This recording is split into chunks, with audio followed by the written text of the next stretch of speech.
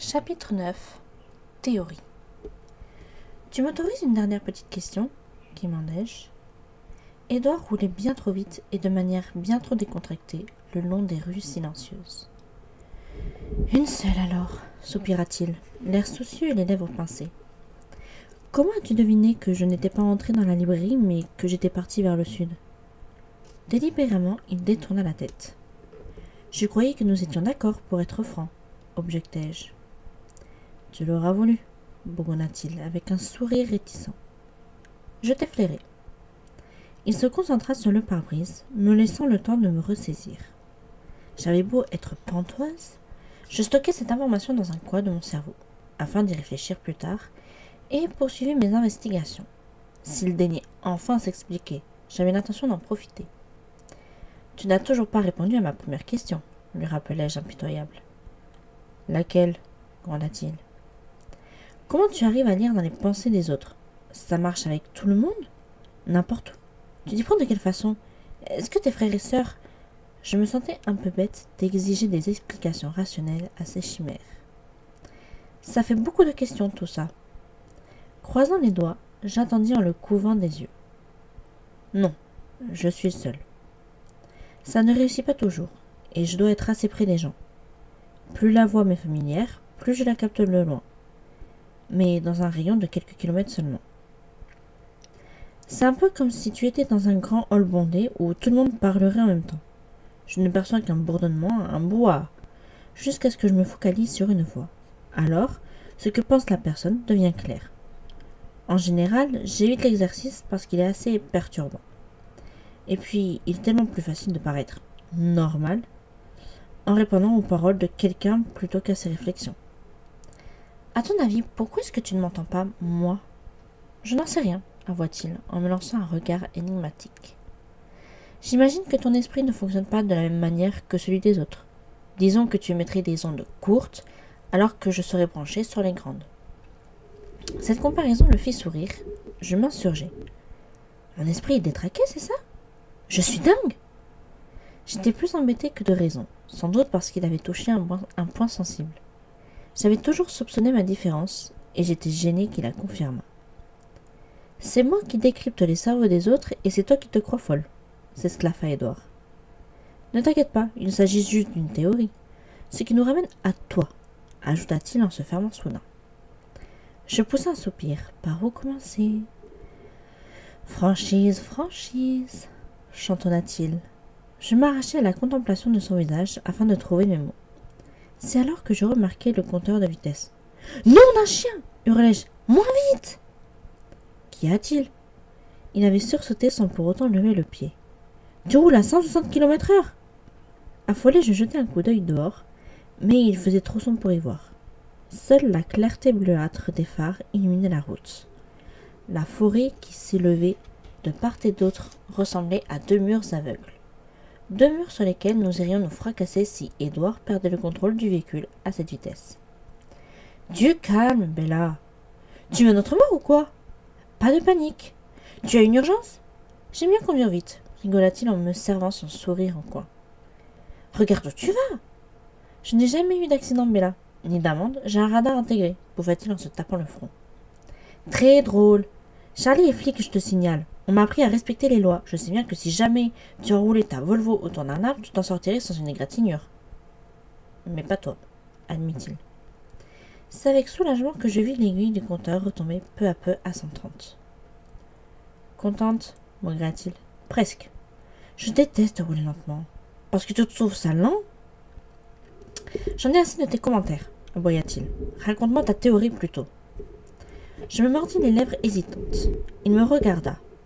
Ses pupilles couleur miel étaient étonnamment tendres. Je ne rirai pas, promit-il. J'ai plus peur de ta colère. C'est si délirant que ça?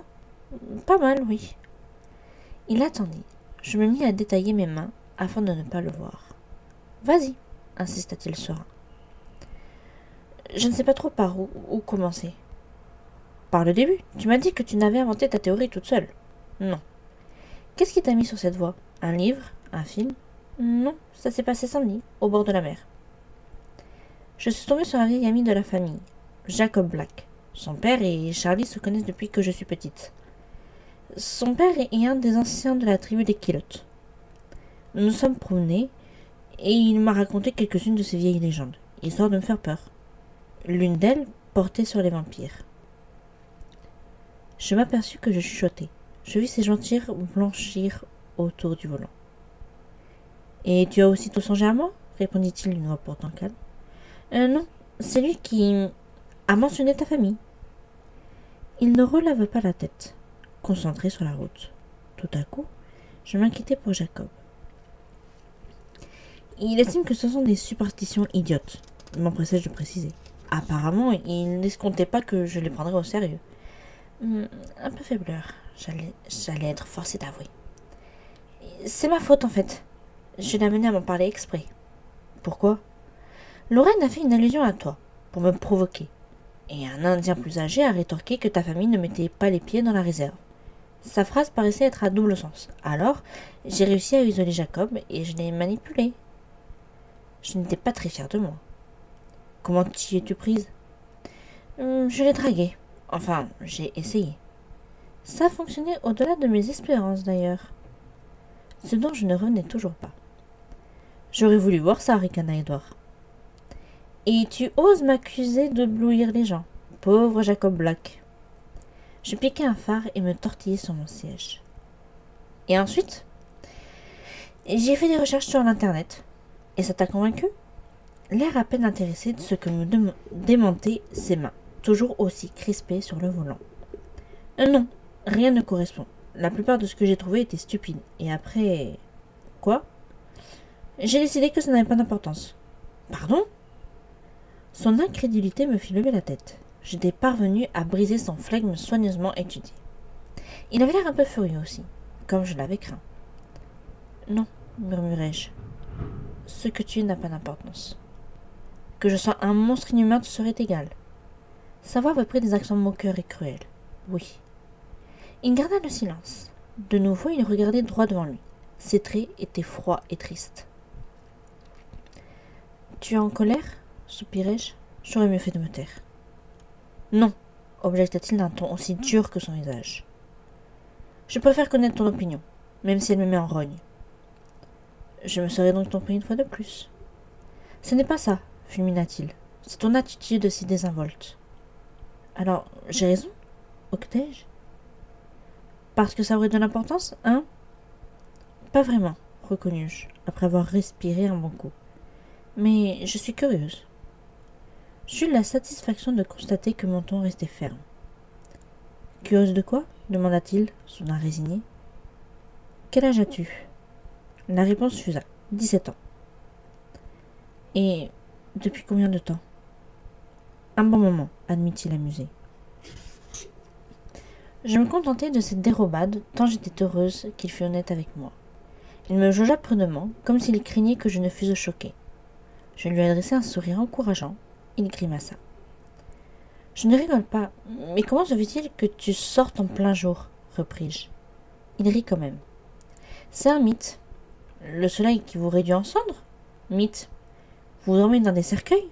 Mythe. Je ne dors pas, ajouta-t-il après une brève hésitation. Je mis un temps à digérer cette nouvelle. Pas du tout. Jamais. Cette fois, il avait à peine été audible. Une expression mélancolique se dessina sur son visage. Ses yeux dorés plongèrent dans les miens, et je me sentis chavirer. Malgré tout, je réussis à tenir jusqu'à ce qu'il se détourne. Tu as oublié le plus important, lança-t-il. De nouveau, il était tendu et froid. Quoi? Mon régime alimentaire, persifla-t-il.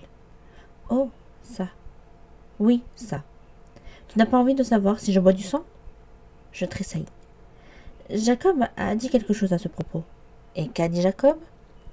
Que vous ne chassiez plus les humains, que ta famille n'était pas censée représenter un danger parce qu'elle se nourrissait seulement d'animaux. Il a dit que nous n'étions pas dangereux? Pas exactement, juste que vous n'étiez pas censé l'être, même si les Kilotes ne veulent pas de vous sur leur territoire des fois que... Il se pencha en avant, mais je ne suis si c'était pour regarder la route ou non. Alors, il a raison, insistai-je, en tâchant de contrôler ma peur. Vous ne chassez plus les humains. Les Kilotes ont bonne mémoire, murmura-t-il. Je décidai de prendre ça pour une confirmation.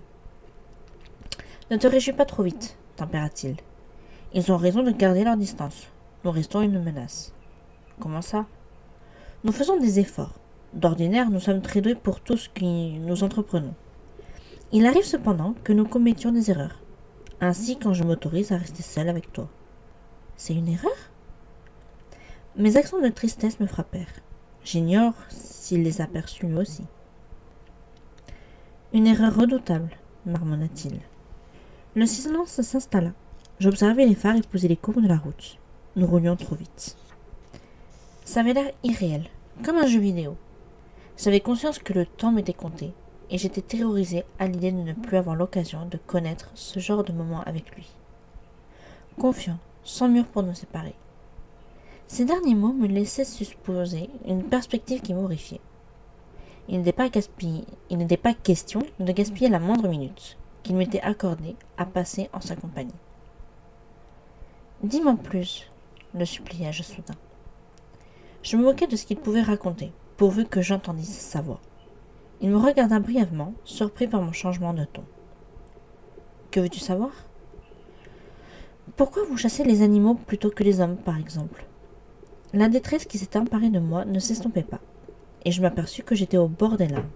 Je tentais de contenir le chagrin qui menaçait de me submerger. Je ne veux pas être un monstre, chuchota-t-il. Pourtant, les animaux ne sont qu'un pis-aller. C'est une comparaison un peu hasardeuse, mais disons que ce serait comme vivre de tofu et de lait de soja pour toi. Nous nous traitons parfois de végétariens, en guise de petites plaisanteries familiales. Notre régime ne comble jamais vraiment notre faim. Notre soif, plutôt. Même s'il nous donne la force de résister. En général, il arrive que ce soit dur, cependant. Ces derniers mots prononcés sur un ton les plus menaçants. C'est très difficile pour toi en ce moment? Oui, admit-il en soupirant. Alors que tu n'as même pas faim, affirmai-je avec confiance. Qu'en sais-tu? Tes yeux. J'ai remarqué que les gens, les hommes surtout, étaient plus bougons quand ils étaient affamés. Très observatrice, hein, se moqua-t-il. Je ne répondis pas, en contentant d'écouter le son de son rire, de l'apprendre par cœur. Tu t'es parti chasser ce week-end avec Emmett? Demandai-je quand il se fut calmé. Oui. Il se tut une seconde, comme s'il hésitait à m'en confier plus. Je n'en avais pas envie, mais c'était nécessaire. Il m'est un peu plus aisé de te fréquenter quand je n'ai pas soif. Pourquoi ne voulais-tu pas y aller? Ça me rend anxieux d'être loin de toi. Ses yeux étaient doux, mais leur intensité liquéfia mes os. Je ne plaisantais pas, je dis dernier, lorsque je t'ai prié de ne pas tomber à l'eau ou d'éviter de te faire écraser. J'avais la tête ailleurs tant je m'inquiétais pour toi. Et après ce qui s'est passé ce soir, je suis surpris que tu sois sorti indemne de ces 2 jours. Enfin, ajouta-t-il en secouant la tête presque indemne. Comment ça? Tes mains? Je baissai les yeux sur mes paumes et gratignai, presque guéri maintenant. Rien ne lui échappait. Je suis tombée, reconnus-je. J'ai eu cette impression. Mais bon, avec toi, ça aurait pu être pire.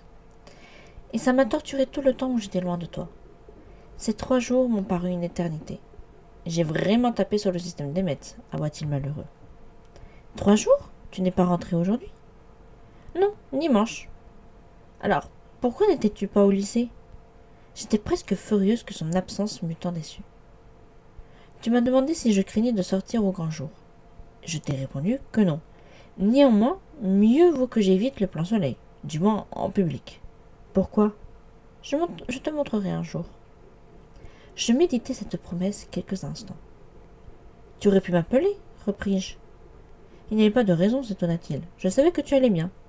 Certes, mais moi, j'ignorais où tu étais. Oui. Une fois encore, son irrésistible voix de velours. Je n'ai pas aimé ne pas te voir. Moi aussi, je suis anxieuse que tu n'es pas là. Cette confession m'enflamma les joues. Comme il ne réagissait pas, je lui jetai un coup d'œil timide. Il avait l'air peiné. Ah, ronchonna-t-il, ça ne va pas du tout.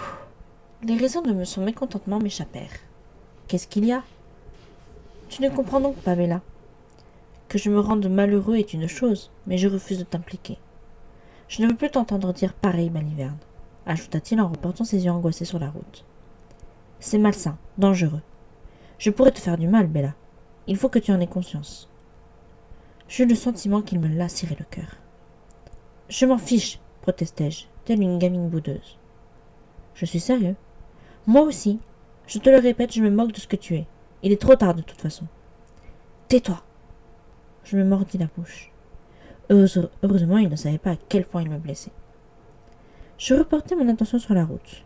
Nous ne devions plus être très loin maintenant. Il conduisait toujours trop vite. « À quoi penses-tu » demanda-t-il tout à coup. Je secouai la tête, incapable de lui répondre. Je sentis qu'il me regardait, refusai de me tourner vers lui. « Tu pleures » s'exclama-t-il ébahi.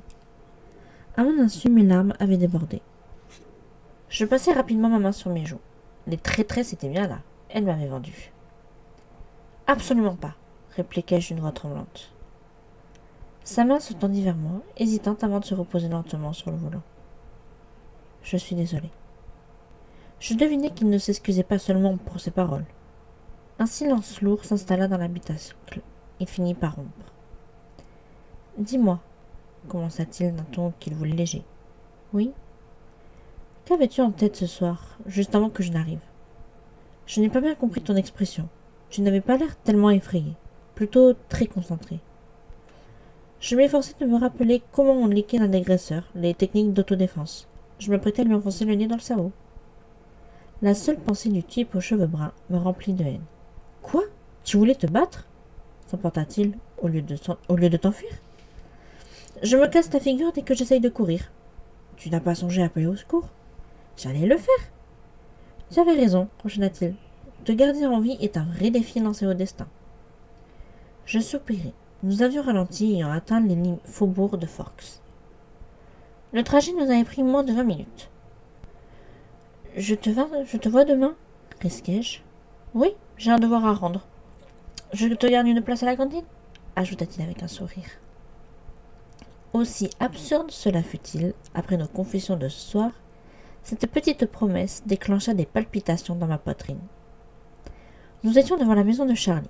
Les lumières brillaient. Ma camionnette était garée à sa place. Tout était parfaitement normal. J'eus l'impression de quitter un rêve. Édouard coupa le contact, mais je ne bronchai pas. « Me jures-tu d'être là demain ?»« Oui. » Je méditai sa réponse pendant 1 minute, puis acquiesçai. Je retirai sa veste, non sans avoir humé une dernière fois l'odeur. « Garde-la, tu en auras besoin. » Je la lui rendis quand même. Je ne veux pas devoir expliquer ça à Charlie. « Ah, j'avais oublié, » rigola-t-il. J'hésitai la main sur la poignée de la portière, tâchant de prolonger ce moment. « Bella » demanda-t-il d'un ton différent, grave. « Oui. » « Promets-moi quelque chose à ton tour. »« Oui. » Ce que je regrettais aussitôt. Et s'il exigeait que je garde mes distances? C'était là un engagement que je serais incapable de respecter. « Ne t'aventure pas dans les bois toute seule. » Surprise, je le dévisageai. « Pourquoi ? » « Disons que je ne suis pas la créature la plus dangereuse des environs, » expliqua-t-il en plissant les yeux. « C'est tout. » Je frémis tant il y avait de tristesse contenue dans ses paroles, mais j'étais soulagée. Voilà une parole que je n'aurais pas à trahir. D'accord. À demain. Il poussa un soupir et je compris qu'il souhaitait que je m'en aille à présent. À demain. J'ouvris ma portière de mauvaise grâce. Bella ? Je me retournai. Il se penchait vers moi, son magnifique visage d'albâtre, à quelques centimètres du mien seulement.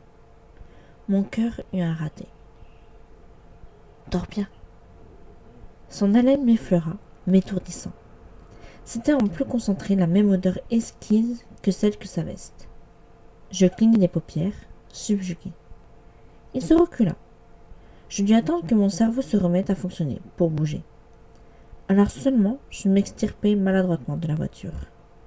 Je fus obligé de m'accrocher à la carrosserie et je crus bien l'entendre réprimer un rire. Mais le son était trop étouffé pour que j'en sois certaine. Il attendit que j'eusse titubé jusqu'à la porte d'entrée pour démarrer. Je me retournai et vis la Volvo argent disparaître au coin de la rue. Je me rendis compte qu'il faisait très froid. Mécaniquement, j'attrapai ma clé dans mon sac, déverrouillai la porte et entrai. Du salon, Charlie me héla. « Bella ?»« Oui, papa, c'est moi, » répondis-je en m'approchant. Il regardait un match de baseball. « Tu es là, toi ? » « Ah bon ?» Il n'est pas encore 8 heures. Vous vous êtes bien amusé? Beaucoup. Je me fus prise de vertige quand je me souvins de la soirée entre filles que j'avais projetée et de celle que j'avais finalement passée. Jess et Angela ont trouvé leur robe sans problème. Ça va? Je suis fatiguée, c'est tout. J'ai pas mal marché. File au lit alors. Charlie paraissait soucieux et je me demandais quelle tête j'avais. Il faut d'abord que j'appelle Jessica. Tu n'as pas de la quitter? Si, mais j'ai oublié mon coupe-vent dans sa voiture. Je veux juste m'assurer qu'elle ne l'oubliera pas demain matin. Laisse-lui quand même le temps de rentrer chez elle. Tu as raison. Je me dirigeai dans la cuisine et m'affalai sur une chaise, épuisée. J'étais vraiment à 2 doigts de m'évanouir maintenant. Était-ce le fameux contre-coup? Soudain, le téléphone sonna et je sursautai. Je décrochai vivement. Allô? Bella? Salut, Jess. J'allais te passer un coup de fil, figure-toi. Tu es bien rentrée? Elle semblait soulagée et surprise. Oui. J'ai laissé mon coupe-vent dans ta voiture. Ça t'embêterait de la porter au lycée? Bien sûr que non. Allez, raconte-moi. Demain. En maths, d'accord? Oh, ton père est dans les parages? Oui. Je comprends. On se parle demain. Salut. Son impatience était perceptible. Salut, Jess. Je montai lentement les escaliers, comme alourdi par une espèce de stupeur. J'effectuai mes préparatifs nocturnes, sans prêter attention à mes gestes. Ce n'est qu'une fois sous la douche, alors que l'eau bouillante me brûlait la peau, que je pris conscience que j'étais gelée. Je frissonnai violemment, pendant plusieurs minutes avant que la vapeur chaude ne réussisse à détendre mes muscles contractés. Je restai sous le jet trop lasse pour bouger, jusqu'à ce que j'aie presque vidé le ballon. Ensuite, je m'enveloppai étroitement dans une serviette pour retenir un peu de la chaleur de la douche, et enfilai rapidement mon pyjama afin de me glisser sous la couette, roulé en boule, serré dans mes bras. Des images incompréhensibles s'entrechoquaient dans mon esprit, et j'en écartai la plupart. Au fur et à mesure que je sombrais dans l'inconscience, quelques vérités m'apparurent cependant. J'étais à peu près certaine de 3 choses. 1. Édouard était un vampire. 2. Une part de lui, dont j'ignorais la puissance, désirait s'abreuver de mon sang. Et 3. J'étais follement et irrévocablement amoureuse de lui.